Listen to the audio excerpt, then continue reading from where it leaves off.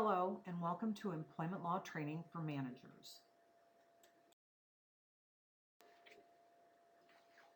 Today's agenda will be covering many different employment laws, and in no way do we expect you to memorize all of this information. Your HR department is always available to assist you with any questions and concerns you may have. As a frontline manager and representative of the organization, it is important that you have a basic understanding of employment law and your responsibilities to protect the company against any lawsuits that could arise from activity that would be considered illegal. The company has a responsibility to create a safe place to work that is free from harassment and discrimination for all employees. We have a lot to cover, so let's get started. The Fair Labor Standards Act, also called FLSA, governs the hours employees are paid. Minimum wage and overtime. Employees must be paid for time and training and any time spent on call. You are not required to pay employees for mealtime, so as long as employees have more than 20 minutes of uninterrupted time. Currently, the minimum wage, the federal minimum wage, is $7.25 per hour for all hours worked and $9 an hour in Nebraska. Employees must be paid time and a half for all hours worked over 40 in a work week. Exempt employees do not have to be compensated for hours over 40. It is the responsibility of the supervisor to ensure that all time worked is recorded accurately for all employees who report to you. Employees are not allowed to work off the clock. The HR department requires you to discuss any changes to employees' job duties prior to making these changes.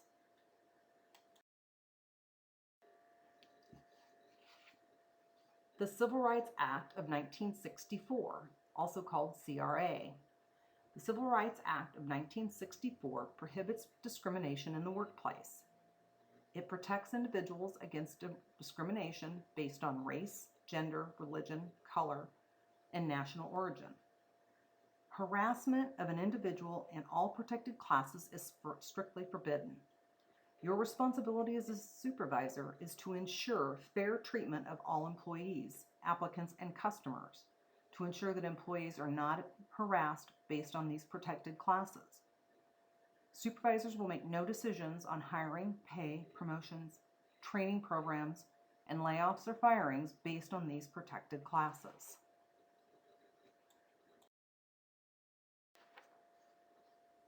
The Equal Pay Act, also called EPA, addresses equal pay for equal work for all employees regardless of their gender. Both women and men must be paid equally for substantially equal work, skill, working conditions, and the same level of responsibility. Supervisors are responsible for making sure all employees, regardless of gender, are treated equally and fairly in regards to pay.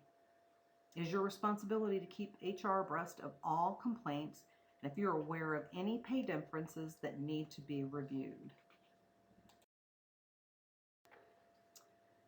The Age Discrimination in Employment Act, ADEA. It is illegal to discriminate against individuals who are 40 and older in all employment practices. This includes, but is not limited to, decisions on hiring, promotions, pay, job assignments, training, and firing or layoffs. It is also illegal to harass or make offensive remarks about a person's age. The law doesn't prohibit simple teasing, but harassment is illegal when it becomes so frequent and severe that it causes a hostile workplace. As a supervisor, it is your responsibility to create a workplace that is free from harassment. You are also responsible for making no employment decisions based on a person's age. All reports of discrimination must be reported to the HR department.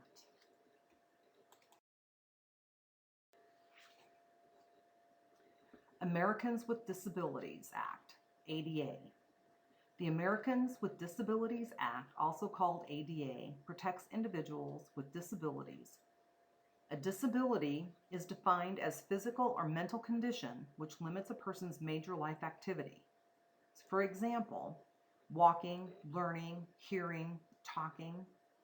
It is illegal for an employer to make employment decisions based on a person's disability.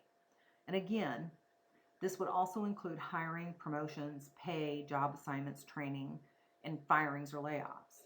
It's also illegal for anyone to harass or allow the harassment of somebody with a disability. Employers are required to provide persons with a disability a reasonable accommodation if it does not cause an undue hardship to the employer. All requests for reasonable accommodation must be turned into the HR department.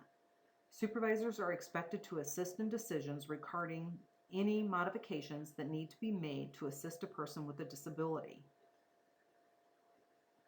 in order for them to do the essential functions of their job. This would also apply to any applicants who would apply for a job.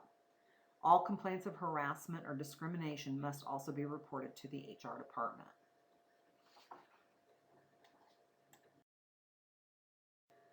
Sexual and unlawful harassment. As an organization, we take harassment very seriously. All reports of harassment must be reported to the HR department. The following is a list of examples of what sexual and unlawful harassment would be, but not limited to: unwanted sexual advances, offering benefits in exchange for sexual favors, becoming threatening after a negative response to a sexual advance, visual and verbal conduct that is offensive, verbal sexual advances or propositions, verbal abuse, physical conduct that is threatening or offensive in nature. All employees deserve to work in a workplace that is free from harassment, and supervisors are expected to create a harmonious environment where employees feel safe. All complaints and concerns should be sent to the HR department, and investigations will be conducted for all complaints as the company takes these complaints very seriously.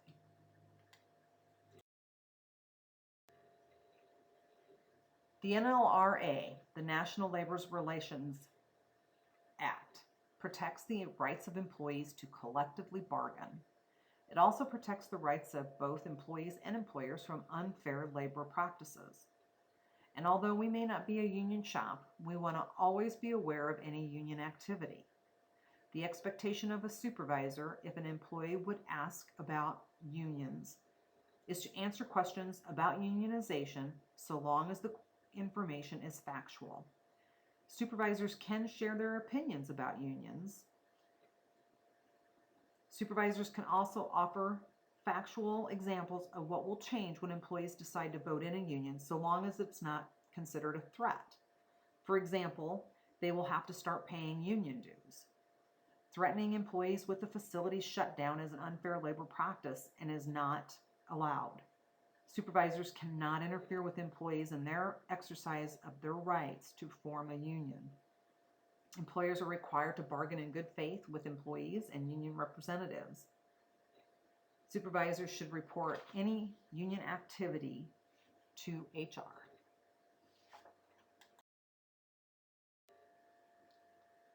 OSHA and workplace safety. OSHA, the Occupational Safety and Health Act, states that a company has a general duty to protect its employees from workplace hazards. This duty includes providing the necessary safety equipment and training on how to use this equipment as well. All OSHA required postings should be displayed in highly visible places. These postings let employees know what their rights are and how to file a complaint. It is also the supervisor's responsibility to ensure that employees have the necessary safety equipment and training on how to use this equipment correctly. If there are any additional needs of a department, you should put a request in to the HR department in writing.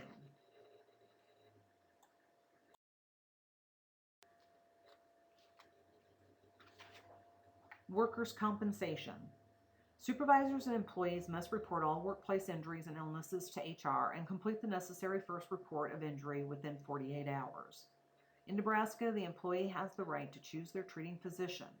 If they do not have a current doctor, then the employee should be sent to the authorized urgent care facility.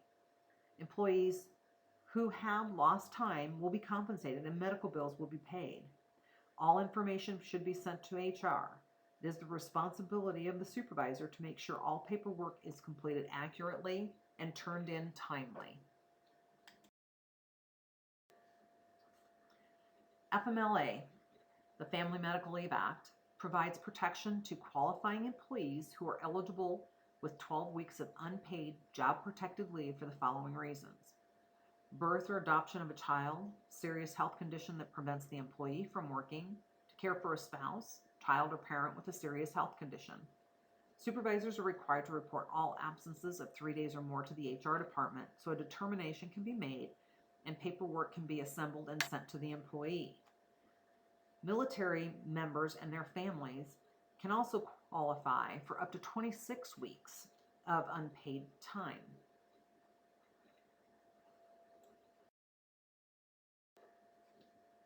The ACA, the Affordable Care Act. This requires employers to offer health care to employees who are working an average of 30 hours or more per week.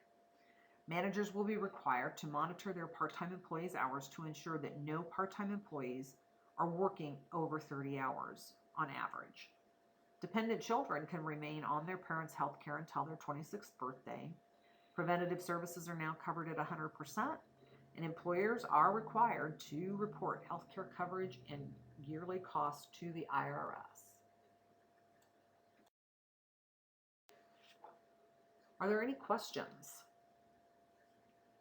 If there are no questions, this concludes our training. Thank you for your attendance.